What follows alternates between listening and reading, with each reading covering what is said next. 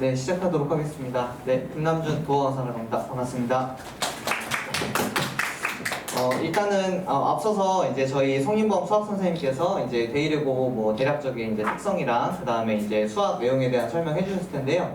이제 저는 이제 오늘 그 설명의 이름이 이제 데이레고의 암호를 풀다 이렇게 좀 거창하게 시작을 할 건데, 이제 이 암호라는 게 뭔지를 제가 이제 강사 소개 드리면서 설명드리고, 이제 데이레고 이제 국어 시험 특징이랑 그리고 이제 제 수업을 들으면 이제 데이레고 국어가 이제 어떻게 대비되는지, 그 다음에 이제 그 기본적으로 지금 러셀에서 하고 있는 저희 이제 데이레고 이제 수업 시스템 자체가 이제 수학이랑 국어랑 이제 영어랑 연합해서 이제 하다 보니까 이제 그 학생 관리 시스템이나 이런 부분들은 이제 거의 이제 동등하게 비슷하게 이제 진행이 될 거예요. 그래서 그 부분은 좀 이제 브로셔를 통해서 간단하게 설명드리고, 이제 저 같은 경우는 이제 국어적으로 어떻게 특징적으로 이제 그 클리닉이나 멘토링 같은 부분 진행할 건지 요런 거 이제 말씀을 드리겠습니다. 일단은 이제 그 PT는 제가 나눠드린 자료에도 이제 그 인쇄되어 있을 텐데요. 이제 제가 목차를 이렇게 한번 세 가지로 나눠서 짜봤습니다. 일단 첫 번째로 말씀드리는 이제 제 강사 소개랑 수업에 대한 설명이고요. 그리고 이제 커리큘럼 설명드릴 거고, 마지막으로 이제 학생 관리 이렇게 이제 마무리하도록 하겠습니다. 일단 이제 제목이 국어의 암호를 풀다 이렇게 말씀드렸잖아요. 그래서 이제 그 암호가 뭔지를 이제 설명을 드릴 건데, 이제 제 모든 강의에 이제 김남준 강사를 소개하는 캐치프라이즈가 이렇게 이제 국어의 기본을 통해서 본질을 꿰뚫자 뭐 이런 맥락으로 이제 늘 소개를 하고 있어요. 근데 이게 간단하게 설명드리면, 이제 국어의 기본이라는 게 사실 이제 외고를 가는 친구들은 기본적으로 중학교 때 나 어느 정도 공부 좀 해 이런 친구들이 많잖아요. 그러다 보니까 아무래도 이제 이 국어의 기본을 놓치는 경우가 많습니다. 그러니까 쉽게 말씀드리면 이제 아이들이 뭐 여러 표현법이나 아니면 문학을 읽는 방법을 어느 정도 안다고 생각하는데요. 여기서 이제 함정이 발생하는 거예요. 그러니까 어떤 함정이냐면, 대부분의 친구들 중학교 때 문학을 감상하거든요. 근데 사실 제 수업을 들으면 특히 이제 감상해 버릇했던 여학생들이 좀 힘들어합니다. 왜냐하면은 이제 그걸 분석하는 방법을 알려주거든요. 쌤, 이거 이렇게까지 해야 돼요.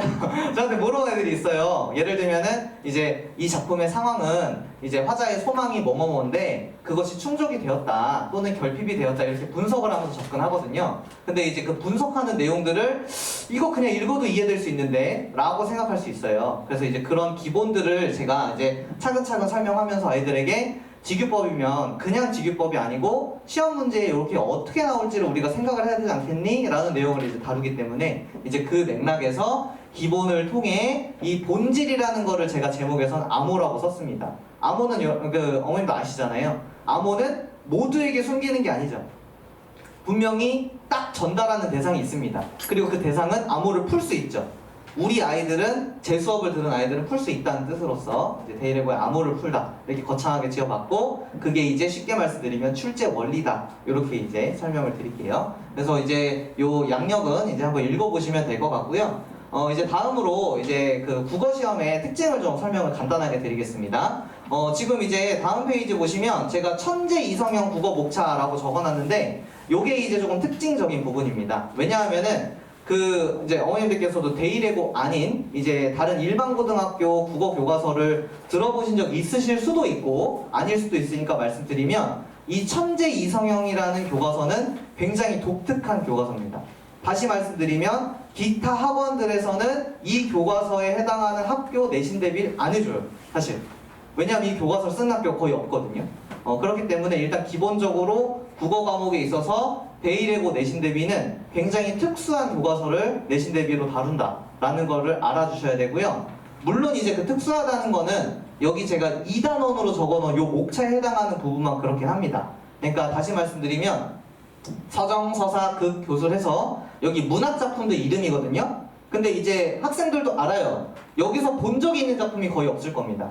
왜냐하면은 이 작품들은 우리 국어 그 수능이나 아니면 여러 교과 내에서 주로 다루는 작품들이 아니기 때문에 굉장히 특수한 작품들이기 때문에 이제 이 부분들이 아이들에게 힘들고 학원들도 내신 대비 안 해주고 싶어하는 이제 그런 특징이 있는 교과서고요. 그 다음에 이제 그런 공통점은 뭐냐? 이제 여기에 4단원 같은 경우는 이제 다른 기타 학교들과 공통점인 부분이긴 합니다. 어떤 부분이냐면 첫 번째가 한글 맞춤법, 요거 이제 문법이거든요. 쉽게 말씀드리면 이제 맞춤법이니까 띄어쓰기 아니면은 올바른 단어를 잘 쓰는지, 뭐 예를 들면 이런 거 있잖아요. 너 뭐 밥을 먹든지 뭐 아니면은 잠을 자든지 해라 할 때 이 뭐뭐 하든지라는 표현 있죠? 요거 시험에 나오거든요. 보통 이제 일반 사람들은 던지라는 표현 쓰는데 그게 틀린 표현이에요. 든지가 맞는 표현인데 그런 내용들이 나오는 게 한글 맞춤법이고요. 그 다음 두 번째 의문의 변동은 아이들이 제일 싫어하는 건데 요게 이제 발음에 대한 문법입니다. 그래서 요 부분은 공통적인 부분이나 요거 뒤에서 설명드릴 겁니다. 요것도 데이레고에서 특수하게 좀 다뤄야 될 부분들이 있다. 이렇게 이제 말씀을 드리고요. 제가 이거를 보여드린 이유는 사실은 데이레고 국어 자체의 특징도 이렇게 설명드리는 거지만 고1 국어의 특징을 설명을 드리기 위해서 이걸 띄워놓은 거예요. 그러니까 다시 말씀드리면 고1 국어는요 문학도 해야 되죠. 그리고 동시에 문법도 해야 됩니다. 그럼 1단원은 뭘까요? 여기 말과 글이라고 써있죠. 화법과 작문입니다. 그것 또한 고등학교 1학년 때 동시에 배워야 되는 특징이 있는 것이 고1 국어 우리 내신 대비의 특징이기 때문에 그 부분을 미리 공부를 해야겠죠. 그래서 그 부분 이제 생각해 주시라고 이렇게 띄워놔 봤고요. 그럼 이제 본격적으로 이제 데이레고 시험이 어떤 특징이 있고 그걸 제가 어떻게 대비를 해 드릴 수 있느냐 아니면 하고 있느냐 요거 이제 설명을 드릴게요. 방금 말씀드렸죠. 이 천재 이성형 교과서가 굉장히 특수한 교과서입니다. 그러다 보니까 요거는 이제 단연간의 노하우가 없으면 요걸 대비하기가 힘들어요. 왜냐하면 이게 솔직히 말씀드리면 여기 이제 아침 이미지 한대서울다 이런 작품들은요 뭐 어디 기출문제 그러니까 뭐 수능이라든지 아니면 모의고사라든지 이런 데 없는 작품들입니다. 그러면 다시 얘기하면은 실제로 예를 들면은 데이레고 그 이전의 기출문제를 많이 가지고 있는 강사들 아니면 학원들 아니면은 관련해서 이 교과서와 관련된 이제 여러 정보들을 모을 수 있는 능력이 있는 사람만 사실 내신 대비가 가능한 그런 교과서라고 말씀을 드릴 수 있어요. 그러니까 이제 여기 지금 제가 띄워놓은 요 네모는 글씨를 일부러 작게 해놨는데 요게 이제 실제 데이레고에서 나오는 기출문제 지문들이었으니까요. 요거 이제 이렇게 이제 이해하시면 되는데 한대서울다나 아침 이미지 실제로 학교 시험에 나오고요. 근데 요거는 이제 검색해보셔도 알아요. 설명된 자료가 없습니다. 이 작품 자체를요. 그러면 아이들은 이거를 이제 제 수업을 들으면서 학교에서 들은 거에 추가적으로 거의 없는 이제 이 데이레고 천재 이성형 교과서 공부를 할 수 있다. 이렇게 이제 말씀을 드리는 거고요. 그래서 이제 이걸 네 가지로 나눠서 제가 적어봤습니다. 일단 첫째로는 저는 이제 자체 교재를 늘 개발해서 수업을 하고 있기 때문에 그 자체 교재에는 이 관련된 자료들이 다 들어있고요. 동시에 이제 매주 주간 과제가 배부가 됩니다. 여기서 또 자부할 수 있는 건 주간 과제는 매주 그래도 어쨌든 50문제 이상 나가거든요. 그럼 제가 말씀드렸잖아요. 몇 없는 이 작품의 문제 자료도 그럼 별로 없겠죠. 뭐 직접 개발하지 않는 이상. 근데 그것조차도 저는 매주 줄 수 있을 정도로 자료가 많다. 뭐 이런 얘기를 말씀드릴 수 있겠고요. 그 다음 두 번째로는 이제 교사용 교과서나 교사용 문제자료 역시도 제가 이제 모아놓은 내용들이 있기 때문에 그 내용들을 충분히 아이들에게 배부하면서 이제 공부를 할 수 있다는 거를 강점으로 말씀을 드리고 요거 이제 뒤에서 말씀드릴 겁니다. 외부 지문 중요하거든요. 데이레고 특성상. 그래서 좀 이따 말씀드릴 거고 세 번째로 그래서 사실 많은 친구들이 자습서를 풀려고 노력을 하거든요. 자습서라는 거 그 교과서 출판사에서 만든 문제 자료잖아요. 굉장히 적습니다. 양이. 그래서 이걸로 공부를 자습하려고 한다? 그러면 사실 데이레고 가뜩이나 내신 따기 힘든데 한 문제 틀리는 거 떠나서요 소수점으로 등급 갈리거든요. 데이레고 그 소수점 때문에 틀려가지고 떨어지는 거 자습서 자습하다가 그럼 너무 마음 아프잖아요. 그렇기 때문에 자습서 플러스 해서 이런 내용들을 다 다룬다는 거 말씀드리고 아까 송민호 선생님 말씀하신 것도 들었는데 실제 기출문제를 통해서 그러니까 선배들이 풀었던 문제들을 통해서 저랑 또 같이 공부하면서 이제 내신 끝내기라는 표현 제가 썼는데 내신 끝내기가 뭔지는 마지막에 말씀을 드리도록 할 겁니다. 그래서 저랑 마지막 단계에 실제 기출문제도 푼다. 이렇게 이제 말씀을 드릴게요. 그리고 이제 다음은 제가 방금 말씀드렸죠? 외부 지문이 너무 중요하다. 외부 지문. 사실 제가 앞에서 말씀드린 교과서가 중요하다. 교과서 자료를 제가 많이 가지고 있다. 이건 데이레고 설명에 대한 반쪽짜리 설명이긴 합니다. 왜냐하면은 데이레고 시험은요. 예를 들어서 천재 이성형 교과서가 반이 출제된다면 나머지 과반은 반수 이상은 그러니까 외부 지문에서 출제가 됩니다. 외부 지문. 근데 여기서 이 외부 지문은 사실 성향이 두 개예요. 뭐냐면 첫째는 학교 프린트에서 준 외부 지문. 요건 그럼 아이들이 공부할 수 있겠죠? 이거 학교 설명 잘 들으면 돼요. 근데 두 번째는 예상이 안 되는 학교 선생님들께서 가르쳐 주신 거랑 연계된 처음 보는 작품이 출제가 되곤 합니다. 그게 대1예고 국어시험의 특징이고요. 이는 그 송유 선생님 수학도 아마 교과서 잘 안 쓴다고 하셨을 거고, 그 다음 영어도 좀 이따가 말씀하실 건데 교과서 잘 안 씁니다. 그럼에도 불구하고 이제 국어는 교과서 반, 그 다음 외부지문 반, 이렇게 이제 다룬다고 말씀을 드릴 수 있어요. 그래서 이제 여기 제가 예시로 보여드린 것도 실제로 학교 프린트에 이제 서경별곡이라는 작품이 있었습니다. 물론 이건 교과서에 없었어요. 근데 이거 원리를 말씀드릴게요. 교과서에는 뭐가 들어있냐면 가시리라는 작품이 들어있어요. 가시리가 뭐냐면 고려가요라는 갈래를 가진 작품인데, 가시리는 사랑을 막 인내하는 내용이에요. 서경별곡은 그 이별을 거부하는 내용이에요. 나 너 쫓아갈게, 이런 내용이거든요. 그러면 노하우가 쌓인 사람들은 이걸 알 수 있죠. 가시리를 너네가 배웠지? 그러면 이별을 거부하는 서경별곡이 프린트로 나올 거야, 이렇게 알려줄 수 있죠. 그럼 미리 저랑 공부할 수 있겠죠? 그리고 서경별곡을 실제로 이렇게 시험에 나왔습니다. 공부한 상태로 또 다른 외부 지문이 나올 것 또한 이제 아이들과 저가 대비를 할 수 있는 겁니다. 그래서 사실 외부 지문을 대비하는 게 그 무슨 그 뭐랄까요, 어떤 복권을 사는 것과 같다, 이렇게 아이들이 생각을 하는데, 사실 이제 저 같은 국어 강사들은요, 논리가 있습니다. 출제될 수밖에 없는 외부 지문들이 있고요. 그것들을 아이들이랑 같이 대비를 하고, 그러면 저는 마음속으로 알아요. 시험날 또 연락 오겠구나, 선생님이 찝어준 거 다 나왔어요, 이렇게 얘기하겠죠? 근데 그럴 수밖에 없게 아이들이 배우는 거에 연계되는 다양한 다양한 이제 예상 지문들을 공부를 하기 때문에 그게 적중이 된다는 것들을 말씀드리고요.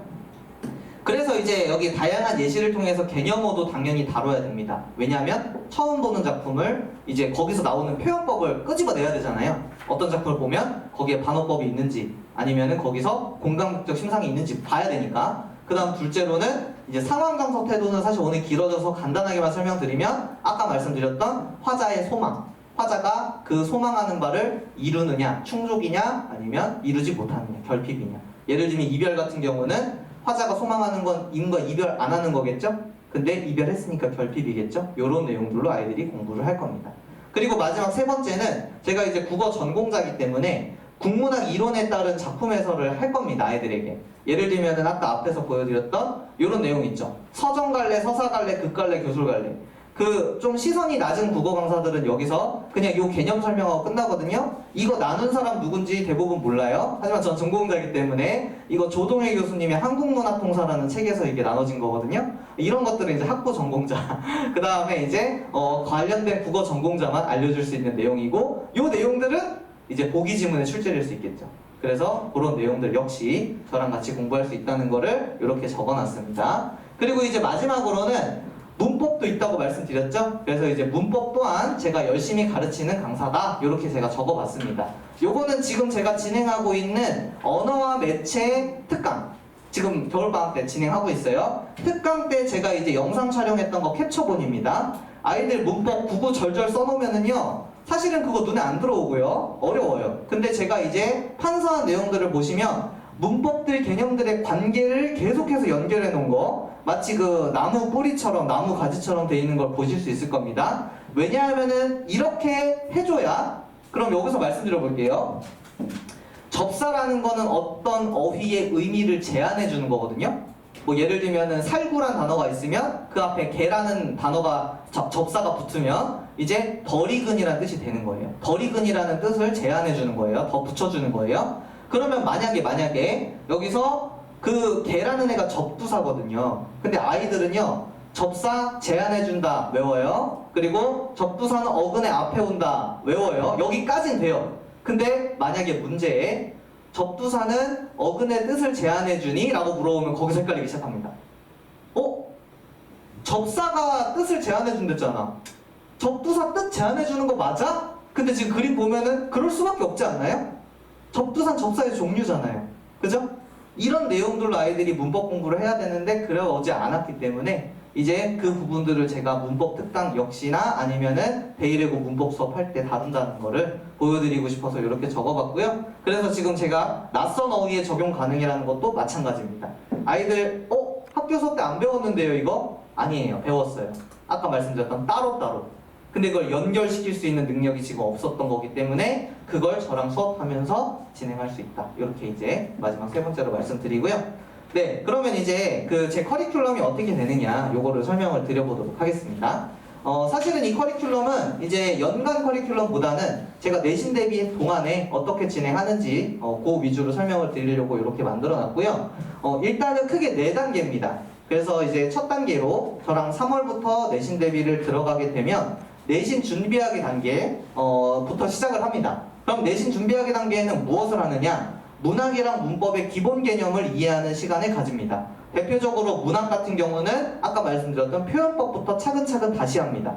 왜 다시 하느냐? 아이들 직유법이 아는 것 같지만 직유법 사실 모릅니다. 왜냐하면 직유법은 학교 시험에서는 비유법의 일부로 나오고요. 비유법 모두의 공통점은 원관념이랑 보조관념이라는 단어를 통해서 설명할 수 있어야 돼요, 직유법을. 그러면은 만약에 비유법에 또 다른 카테고리에 뭐가 있냐면요, 의인법이 있거든요. 그럼 시험 문제 이렇게 나오는 거예요. 의인법 딱 줘놓고요, 여기에서 보조관념 뭐냐 이렇게 물어보는 거예요. 아이들 본관념, 원관념, 보조관념 알고 직유법, 비유법 다 아는데 막상 의인법 내놓고 여기서 원관념 뭐야, 보조관념 뭐야 라고 물어보면 제대로 공부를 연결지어서 해본 적 없기 때문에 거기서 지금 어머님들도 그런 문제가 나와 이런 생각 하실 수 있어요? 그런 문제가 나옵니다. 그러니까 저랑 문학 공부를 할 때 그 기본 개념을 자유자재로 바꿀 수 있게, 국어의 본질은 사실 저는 같은 뜻인데 다른 표현 바꾸는 거라고 아이들한테 말하거든요. 근데 이걸 추상적이라서 사실은 설명을 잘 안 해요. 다시 말씀드리면 예를 들면 상승이라는 단어를 향상이라는 단어로 바꾸는 것, 그게 바로 국어의 본질이라고 저는 늘 얘기합니다, 아이들에게. 이 문학도 마찬가지고요, 아까 말씀드린 문법도 마찬가지입니다. 만약에 문법은요 1학기 중간고사 때 뭐 배우냐면 의문의 변동을 배우거든요. 그럼 아이들 뭐부터 배워야 되냐면 의문 체계 표부터 다시 배워야 돼요. 근데 사실 이거 중학교 2학년 때 배우거든요. 그러니까 아이들이 다 알고 있다고 생각해요. 그러다 보니까 의문의 변동 가서 정작 거기에 정말 필수적이고 어떻게 보면은 킬러 문항이라고 할 수 있는 부분들은 기본 개념에서 나오기 때문에 그 부분을 내신 준비하기 단계에서 미리 다룬다라고 말씀을 드리고요. 다음은 이제 내신 쌓아 올리기라고 제가 지은 이름입니다. 요 부분은 이제 시험 범위에 대한 완벽 학습이라고 제가 간단하게 적어놨습니다. 근데 제가 여기 적은 거에서 아침 이미지부터 의문의 변동이라고 적어놨죠? 이거 적어놓은 이유는 보통 1학기 중간고사 시험 범위가 여기에 해당해요. 그래서 1학기 중간고사는 사실은 문학은 조금씩 바뀌는데요, 문법은 거의 동일합니다. 고정이에요. 1학기 중간고사는 의문의 변동을 하고요, 1학기 기말고사는 한글 맞추고 아까 말씀드린 띄어쓰기 같은 것들을 다루게 되기 때문에 이제 그 부분들을 이제 1학기 중간고사 대비 들어가면서 진행을 할 거고요. 요건 제 교재에 이제 표지를 넣어 놓은 겁니다. 예시를 통해서 설명드리기 위해서요. 그리고 이제 다음 단계에서는 사실 여기가 이제 제가 강조하고 싶은 파트입니다. 내신 돌파학입니다. 내신은 이제 어머님들, 학생 다들 압니다. 내신은 아무리 강사가 잘 가르쳐 봤자 이건 기본이죠. 아이들이 얼마나 학습했느냐가 중요하잖아요. 그죠? 강사가 잘하는 것도 중요하지만 아이들이 얼마나 열심히 했느냐. 그렇기 때문에 저는 이제 이 돌파하기 단계에서 주관과제 아까 말씀드렸던 거를 매주 주고요. 그 다음 플러스 지금 요 왼쪽에 있는 요 프린트가 뭐냐면요, 이게 이제 암기, 빈칸 암기 테스트지입니다. 제가 만든 거고요. 이 테스트지는요, 지금은 여기 내용들이 가득 차 있거든요. 이걸 아이들한테 주고 외워오라고 시킬 거예요. 그러면 이제 그거를 다 지운 종이를 다시 주고 아이들이랑 상호 소통하면서 이제 요즘 아이들 손으로 쓰는 거 힘들어하죠? 말로 다 이제 왔다 갔다 하면서 이제 암기 테스트 하고, 또 이거 3번에 뭐 요거 대한 내용 요거 놓쳤는데 체크해주고 다시 보내서 다시 외우고, 그래서 요 부분에 대해서 이제 꼼꼼한 관리가 들어가고 개별적인 암기 테스트 이제 진행한다, 이렇게 이제 말씀을 드리고요. 그리고 이제 마지막이 내신 끝내기, 아까 말씀드렸던 실제 기출문제를 풀어보는 과정이 이제 마지막 4번째 과정이 된다, 이렇게 이제 말씀드릴 수 있을 것 같아요. 여기 이제 제가 사실은 이건 대외비 자료인데 넣어놓은 거죠. 기출문제 제가 가지고 있는 거 한번 자랑하려고. 여기 기출문제 이렇게 이제 있습니다. 근데 이제 비단 그냥 기출문제만 풀면 안 돼요. 왜냐하면 아이들이 이거 다 접근할 수 있거든요. 기출문제 사이트 들어가면은 다 다운받을 수 있어요. 그러면은 이제 그 기출문제 말고 제 수업을 들으면 뭘 더 풀 수 있느냐? 그 송임원 선생님 말씀하시는 거 듣고 저도 이제 웃었는데 학교 프린트랑 최대한 비슷하게 프린트 디자인해서 나간다고 하셨잖아요. 저도 이거 추가 자료 아이들 줄 때 학교 시험지 글씨체까지 맞춰가지고 시험지 크기까지 맞춰서 아이들한테 시험 봅니다. 왜냐하면 그게 생각보다 크거든요. 사람 심리라는 게. 그래서 이제 그 부분들을 아이들이 이제 실제 경험하면서 익혀야 되기 때문에 시간도 동일하게 주고 그 다음에 시험지에다가 그 해당하는 기출 변형 문제들을 이제 푸는 과정이 내신 끝내기 과정이다. 이렇게 이제 말씀을 드릴 수 있을 것 같아요. 그러면은 이제 요건 연간 커리큘럼인데요. 요건 간단하게만 설명하고 넘어가겠습니다. 연간 커리큘럼은 간단합니다. 일단은 1학기 때는 1학기 내신 대비를 할 겁니다. 근데 1학기 내신 대비라 함은 일단 시즌 1이라고 제가 적어놓은 이유가요. 요때가 아까 말씀드렸던 아침 이미지부터 그 다음에 의문의 변동 플러스 한글 맞춤법까지 다루는 과정이 1학기 내신 과정이 된다. 이렇게 이제 아시면 되고요. 그리고 이제 중요한 건 사실 여름방학을 저랑 어떻게 보내느냐인데요. 이제 아이가 1학기 때부터 제 수업을 듣는다면 이제 여름방학도 제 수업을 듣고자 할 확률이 높은데 자신감일까요? 아무튼 높은데 이제 그 여름방학 때는 아이들이 저랑 뭘 해야 되냐면요. 중세국어 미리 학습을 해야 돼요. 중세국어. 네. 왜냐하면 2학기 때 중세국어를 다루게 되거든요. 근데 이제 이것도 간단하게 말씀드리면 중세국어, 왠지 중세국어랑 파트 따로 있는 것 같잖아요. 아닙니다. 중세국어는요, 현대국어를 다 마스터한 애들이 거기에 옛날 말 조금 더 뿌려주는 거예요. 그 얘기는 다시 말하면 현대국어 문법 마스터가 안 되면 중세국어 잘 볼 수가 없습니다. 이 말씀을 드릴게요. 그래서 여름방학 때는 특히 문법은 중세국어를 위한 전체 체계를 다 공부하고요. 문학 같은 경우는 이제 2학기 거에 대한 기본 이제 자세를 또 배우는 과정이 될 거고요. 그러면 이제 2학기 때는 이제 기말고사 대비가 2학기 대비가 들어가겠죠. 그래서 여기도 제가 강렬하게 써놨습니다. 가시리와 중세국어. 제가 지금 여름방학 설명하다가 하나 빼먹었는데요. 그리고 2학기 때는 굉장히 중요한 고전 시가가 하나 들어있습니다. 관동별곡이라는 작품입니다. 관동별곡은 다행인 거는 다른 학교 기출문제들에서도 많이 볼 수 있으니까 자료는 많이 구할 수 있어요. 근데 중요한 건 관동별곡을 잘 설명해 주거나 아이들이 잘 이해하는 건 또 다른 문제이기 때문에 그 부분도 여름방학 때 저랑 같이 공부를 해야 된다. 그래서 2학기 때 관동별곡 중세국어 열심히 내신 대비한다. 이렇게 이제 기억해 주시면 되겠습니다.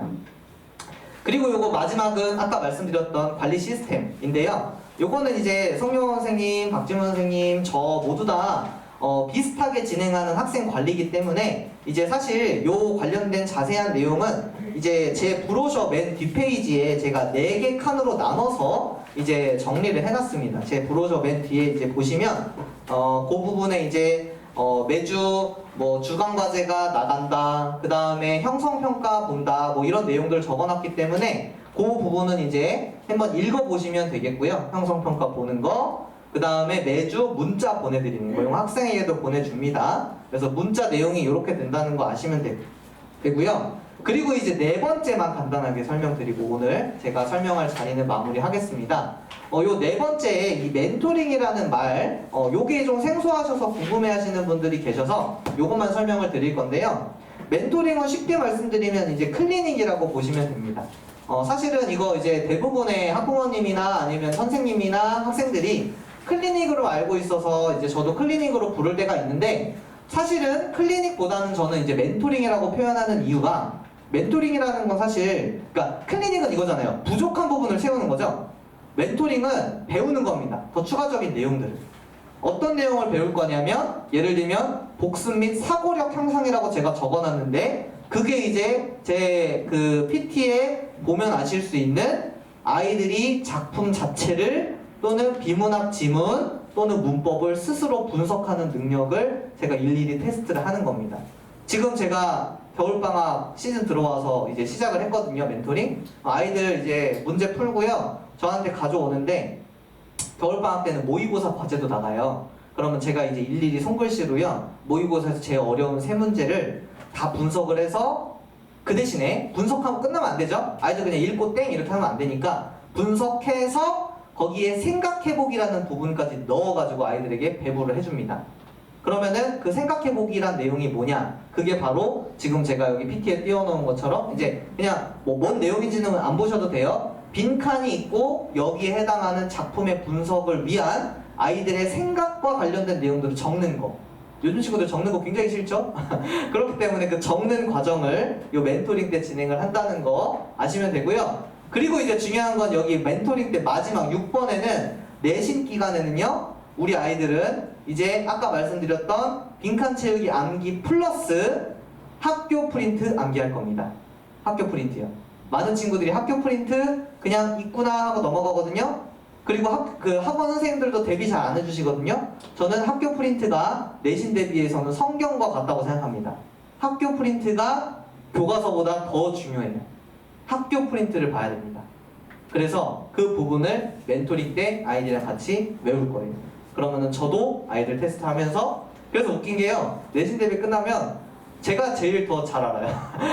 아이들이랑 같이 외우니까. 그래서 이제 아이들이랑 그렇게 진행한다는 거 아시면 되고요. 그리고 이제 마지막으로 제 수업 이제 날짜랑 요일을 이렇게 띄워놨는데, 일단 지금 이제 데이레고 정식 내신 수업은 3월부터 개강이긴 한데요. 지금 제가 이렇게 적어놓은 이유는 지금 제가 그 1월 7일부터, 그러니까 일요일날 오전 9시에 고1 그 내신 국룰이 아니라 이제 내신 근본이라는 이름으로 이제 아마 이름이 나갔을 텐데, 그 근본이라는 게 사실은 이제 제가 사실 여담으로 축구를 좋아해가지고 거기 관련된 이제 업입니다만, 아무튼 그래서 이제 내신과 관련된 이제 기본 개념들을 다루는 겨울방학 수업을 하고 있어요. 그래서 이제 기회가 되신다면 이제 기본 개념 그 내용은 이제 문학이랑 문법이 됩니다. 그래서 이제 1학기 내신에 들어갈 만한 기본 내용들을 미리 다루는 과정이 겨울방학 때 있기 때문에 이제 그 부분을 관심 있으신 분들은 이제 수강 신청을 하시면 된다라는 말씀을 드리고 싶어서 이렇게 적어놨고요.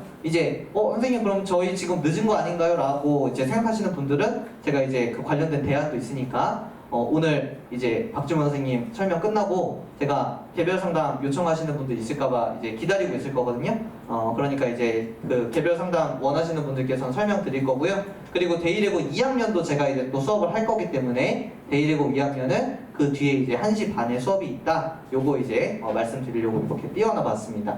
요거는 이제 제 마지막 포부입니다. 그래서 제 수업을 들은 친구들은요, 반드시 국어 성적이 오르게 만들 거기 때문에, 그래서 사실은 아이들이 좀 고달플 수 있습니다.